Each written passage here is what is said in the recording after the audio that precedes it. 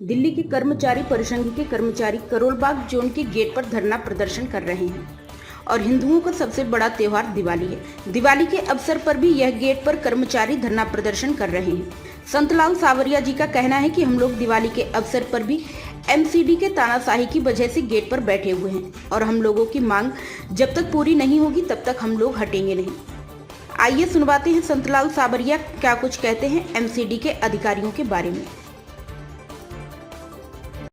दीपक जी, क्या समस्या आ रही है कि वो लगातार एक तो वादे करते हैं हम सबको परमानेंट देंगे, टॉप जॉब देंगे, लेकिन वही सरकार आज आपको रोड पर ले जाएगी। सर, मैं आपके चैनल के माध्यम से ये कहना चाहूँगा, प्रियम्बल पास कराए हुए 3 साल हो गए हैं, जबकि और जोनों में सभी कर्मचारी 98 के 99 का बैच शुरू हो गया है, अभी यहाँ 98 के भी बाकी हैं।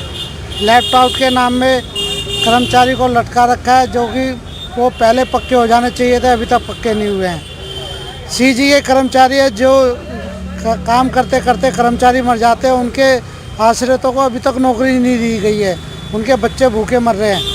सर, इतना भ्रष्ट प्रशासन हो चुका है। आप लोगों का काम दिल्ली को साफ सुथरा करना है, उसके बावजूद केजरीवाल वादे करता है, अगर नहीं होता है तो क्या लगता है दिवाली के बाद एक बड़ा आंदोलन होगा? सर, केजरीवाल झूठा है। अभी उसने 5000 आदमी पक्के करने का जो एक नाटक किया है, वो कहीं पे भी 5000 आदमी पक्के नहीं हुए हैं।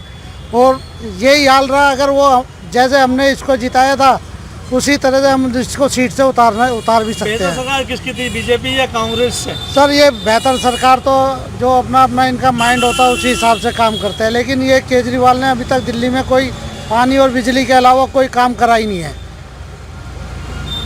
नहीं किया जा रहा, काफ़ी समय से आपकी मांग है और दिल्ली सरकार भी कहा था अगर हमारी सरकार आती है तो परमानेंट करेंगे, और कमिश्नर से भी लेटर आया, तो क्या कमिश्नर से बड़ा डीसी है?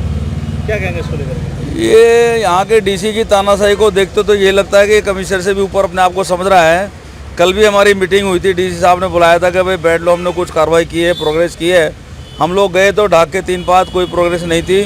अब कमिश्नर कहता है जी मुझे 10 दिन 15 दिन का टाइम दे दो, आप धरना उठा लो। मैंने कहा धरना आप उठने वाला नहीं है जब तक कर्मचारियों की सारी फाइलें हेडक्वार्टर नहीं जाएंगी। सीजी की फाइलें, लैपटॉप की फाइलें, रेगुलाइजेशन की फाइलें। अब ये कह रहे हैं जी हमें सीजी का ऑर्डर मिला है, खाली सीजी की करेंगे। मैंने कहा ऑर्डर दिखाओ, ऐसा ऑर्डर कोई है नहीं, क्योंकि हमने तो पिछले साल 1.5 दिन की जो हड़ताल की थी उसमें 3 प्रियम्बल लगाए थे, जिसमें सीजी वाले, लैपटॉप वाले और जितने भी 2006 तक के कर्मचारी सब्सिट्यूट हैं सबको पक्का करने का ऑर्डर हम हेडक्वार्टर से पास करा चुके।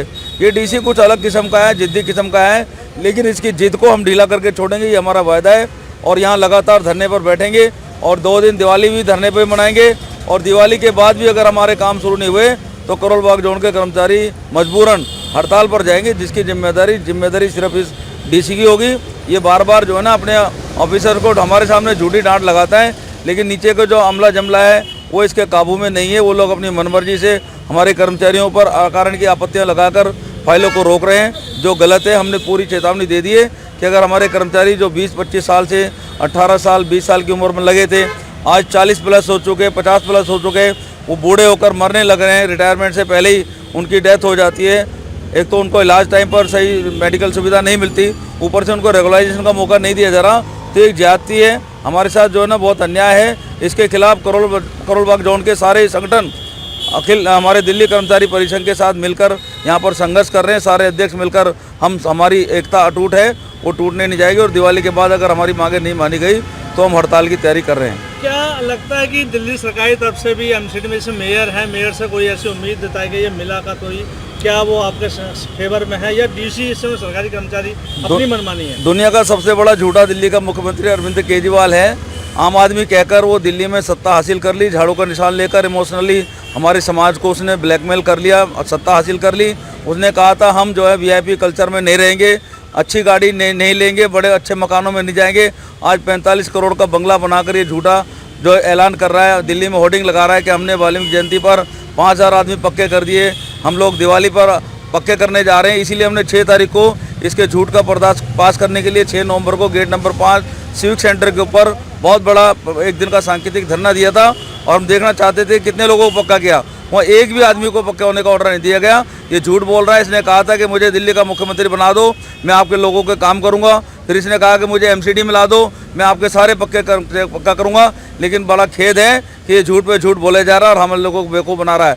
आज लगभग 10,000 आदमी इन्होंने जो फोर्सेज के लगाए थे प्राइवेट कर्मचारी, उन सब की नौकरी भी खत्म हो गई। डीटीसी के लोग हटा दिए, जितने भी लोग लगा रहे जा रहे सबको हटाया जा रहा है, सबकी नौकरियों को खतरे में डाल रहा है। लेकिन किसी को नौकरी नहीं दे रहा, रेगुलाइजेशन नहीं कर रहा, मेडिकल कैशलेस की सुविधा नहीं दे रहा, सब झूठा बोल रहा है, फंड नहीं दे रहा पूरा।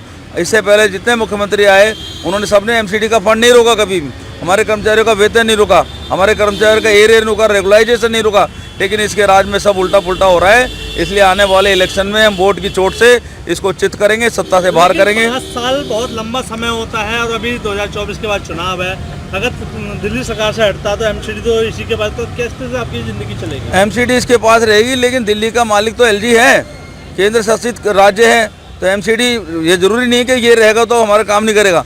हम एलजी साहब के यहाँ गुहार लगाएंगे, हमारी बात चल रही है एलजी साहब से, बहुत जल्दी एलजी से मीटिंग होगी। केंद्र सरकार शासित सरकार है और एलजी को पूरी पावर है एमसीडी को अपने कब्जे में लेकर। अगर हमारे पहले भी एलजी ने पिछले साल 15 अगस्त को हमारे 187 कर्मचारियों को रेगुलाइजेशन के ऑर्डर दिए थे, हम दोबारा एलजी के पास जाएंगे, हम इसकी परवाह नहीं करते और इसे सत्ता से बाहर करेंगे।